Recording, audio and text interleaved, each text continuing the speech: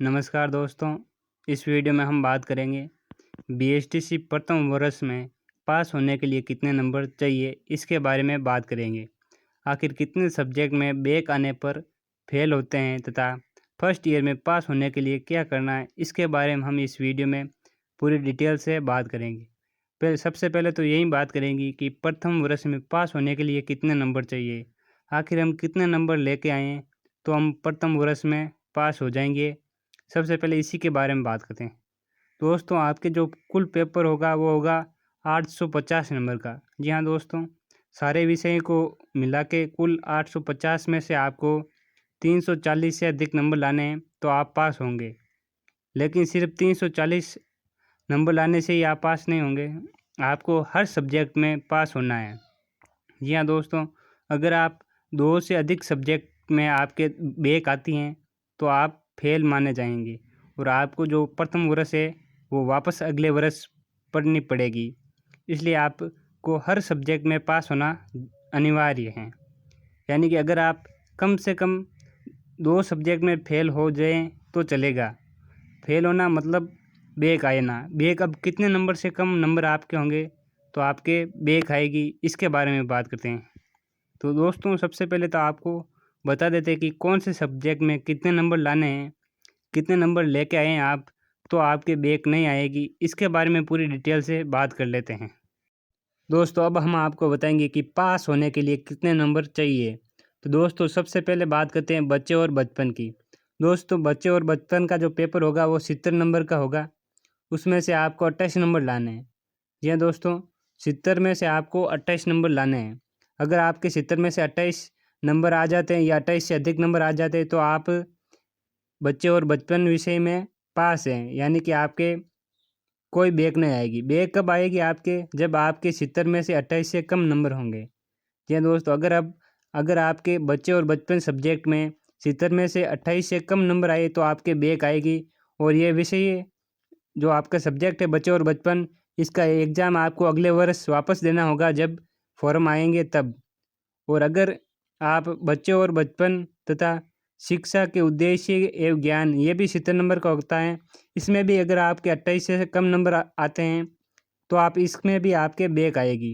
अगर इन 2 विषय में आपके 28 से कम नंबर आए और आपके बैक आई तो आपको इन दोनों विषयों का भी अगले साल वापस एग्ज़ाम है वो देना पड़ेगा, बैक आएगी तब।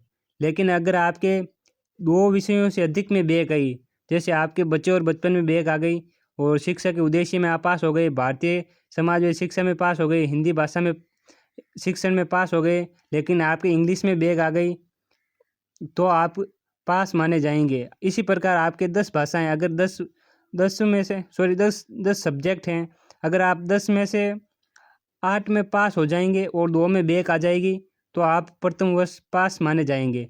लेकिन अगर आपके 10 में से 3 में बैक आ गई तो आप प्रथम वर्ष में फेल हो जाओगे। जी हाँ दोस्तों, अगर आपके 10 सब्जेक्ट में से 3 में बैक आ गई तो आप फेल माने जाओगे। अगर 2 में बैक आती हैं तो आप पास माने जाओगे।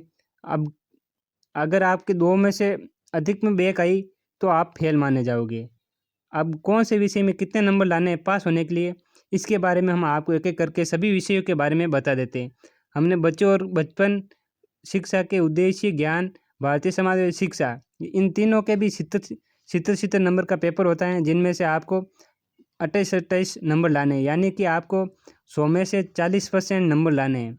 अगर आप प्रत्येक सब्जेक्ट में 100 में से 40% नंबर ले आते हैं, आपके जो भी एग्ज़ाम है जितने नंबर का होगा, जैसे इंग्लिश का पेपर, हिंदी का पेपर 60 नंबर का होगा तो इनका 40% यानी कि 24 नंबर आपको लाने हैं 60 में से।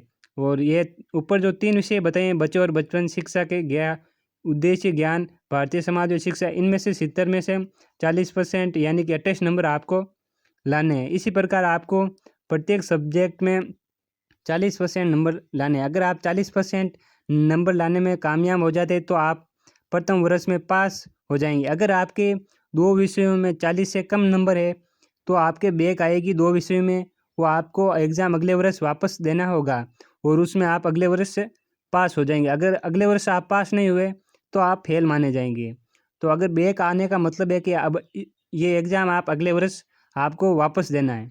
लेकिन अगर आपके अभी इस ईयर में जो अभी फर्स्ट ईयर में पढ़ रहे हैं, अगर आपके 2 सब्जेक्ट से ज़्यादा में बैक आती हैं तो आप पहले वर्ष में यानी कि फर्स्ट ईयर में फेल हो जाएंगे, अगर आपके 2 सब्जेक्ट से अधिक में बैक आती हैं तो अब बात कर लेते हैं कि कौन से सब्जेक्ट में को कितने नंबर का पेपर होगा और आपको कितने में से कितने नंबर लाने हैं। तो आपको 40% नंबर लाने हैं, यानी कि 100 में से 40 नंबर लाने हैं। जैसे बच्चे और बचपन 70 नंबर का पेपर होगा तो इसका 40% होता है 28 नंबर। इसी प्रकार शिक्षा के उद्देश्य ज्ञान, यह भी 70 नंबर का पेपर होता है, इसका भी 40% 28। भारतीय समाज और शिक्षा, इसमें भी आपको 70 में से 28 नंबर लाने हैं। इसी प्रकार हिंदी भाषा शिक्षण में भी आपको 60 में से 24, इंग्लिश में भी आपको 60 में से 24 नंबर लाने हैं। इसी प्रकार बाकी विषयों की भी बात कर लेते हैं। अब दोस्तों इंग्लिश के बात करें तो आगे पर्यावरण का भी पेपर 60 नंबर का होगा। 60 में से आपको 24 नंबर लाने हैं, यानी 60 का 40% 24 नंबर। इसके बाद ICT का पेपर होगा, ये पेपर 20 नंबर का होगा। 20 में से आपको 8 नंबर लाने हैं। 20 का 40% 8 नंबर होता है। तो 20 में से अगर आप ICT में 8 नंबर ले आते हैं तो आपके पास हो जाएंगे, यानी कि आपके बैक नहीं आएगी। कला शिक्षक की बात करें तो ये आपके 30 नंबर का पेपर होगा। 30 में से आपको 12 नंबर लाने हैं। 30 का 40% 12। भाषा संज्ञान की बात करें तो ये पेपर आपके 35 नंबर का होगा। 35 में से आपको 14 नंबर लाने हैं। 35 का 40% 14 होता है। आपको 14 नंबर ले आते हैं 35 में से भाषा संज्ञान में, तो आप पास माने जाएंगे। इसी प्रकार गणित का पेपर जो होगा वो 60 नंबर का होगा। 60 में से अगर आप 24 नंबर ले आते हैं तो आप पास माने जाएंगे। इसी प्रकार सारे सब्जेक्टों में अगर आप 100 में से 40%, यानी कि जैसे गणित का 60 नंबर का पेपर है तो 60 का 40% अगर आप 24 नंबर ले आते हैं तो आप पास हो जाएंगे। अगर आपके इन 10 सब्जेक्टों में 2 से अधिक में बैक आई तो आप फेल हो जाएंगे, यानी कि आपके 2 सब्जेक्ट में 100 में से 40 नंबर में कम आ रहे हैं तब तक तो ठीक है, लेकिन अगर आपके 2 से अधिक सब्जेक्ट में 100 में से 40 नंबर में से कम आए तो आप फेल माने जाएंगे। दोस्तों अब बात कर लेते हैं कुछ विशेष बातें। जैसे आपके मन में सवाल चल रहा होगा कि ICT का पेपर क्या सिर्फ 20 नंबर का ही होता है पूरे ईयर में। तो दोस्तों पूरे ईयर में जो ICT की बुक होती हैं उसके आपको 50 में से नंबर मिलते हैं, लेकिन आपको सिर्फ पेपर है वो 20 नंबर का होगा। इसके अलावा जो 30 नंबर है वो आपकी क्रियात्मक एवं अलग अलग प्रक्रियाओं के होते हैं, जो कि आपको कॉलेज द्वारा, जैसे कोई डायरी बनानी है उसमें अलग अलग प्रकार के नंबर है, वो जुड़ के पूरे 50 नंबर की होती हैं ICT। लेकिन जो आपके पेपर होता है वो सिर्फ 20 नंबर का होता है। जैसे कुछ सब्जेक्ट हैं उनका जो टोटल होता है वो 50 में से होता है और कुछ सब्जेक्ट का टोटल है वो 100 में से होता है। गणित के जो पेपर है वो 60 का होगा। इसके अलावा 40 नंबर और जो क्रियात्मक है उसी प्रकार के होंगे।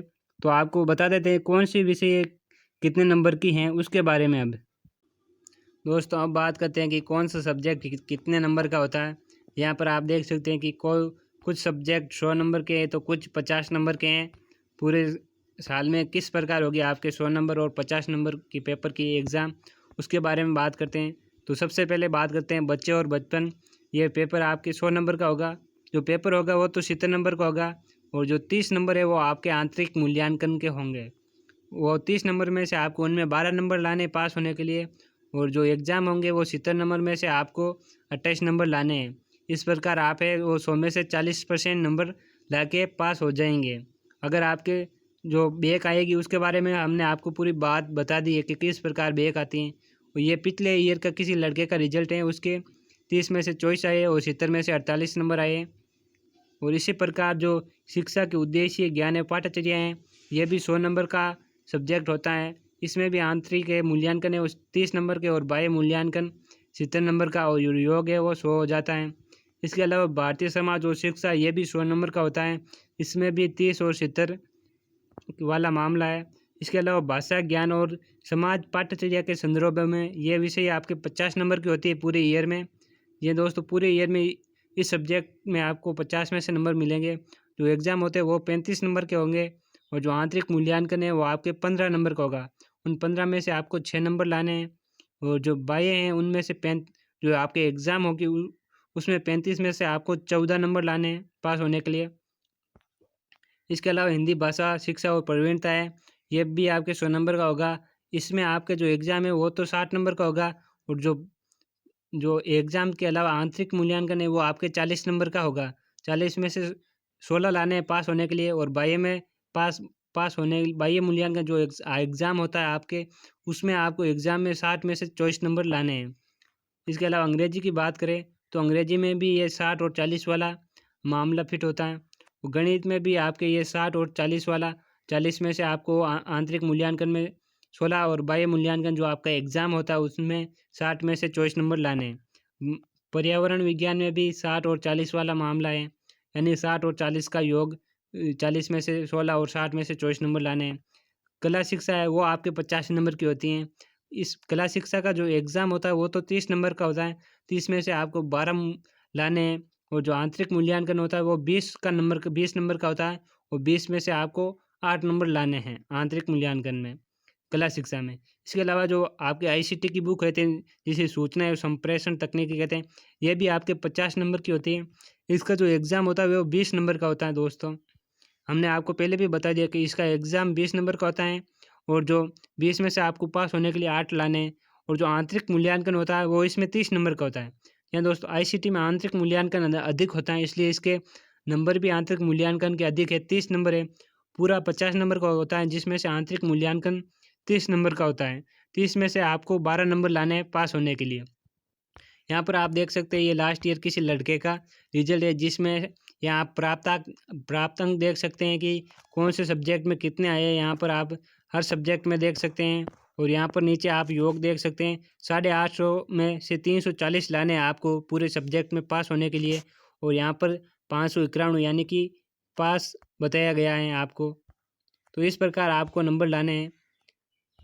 तो ये थे आपके सब्जेक्ट, और आपके इतने में से इतने नंबर आएंगे, और कुछ सब्जेक्ट आपके 100 नंबर के और कुछ 50 नंबर के होंगे, और जो आपका एग्ज़ाम का पेपर होगा वो इतने नंबर का होगा, और जो आपके आंतरिक मूल्यांकन है वो इतने नंबर होंगे। इस प्रकार की पूरी जानकारी आपको इस वीडियो में हमने दी। तो आप इस वीडियो को लाइक ज़रूर करें, और हमारे यूट्यूब चैनल पर नए हैं तो हमारे यूट्यूब चैनल को सब्सक्राइब करना ना भूलें, और इस वीडियो को अपने दोस्तों के साथ शेयर ज़रूर करें। धन्यवाद दोस्तों इस वीडियो को पूरा देखने के लिए।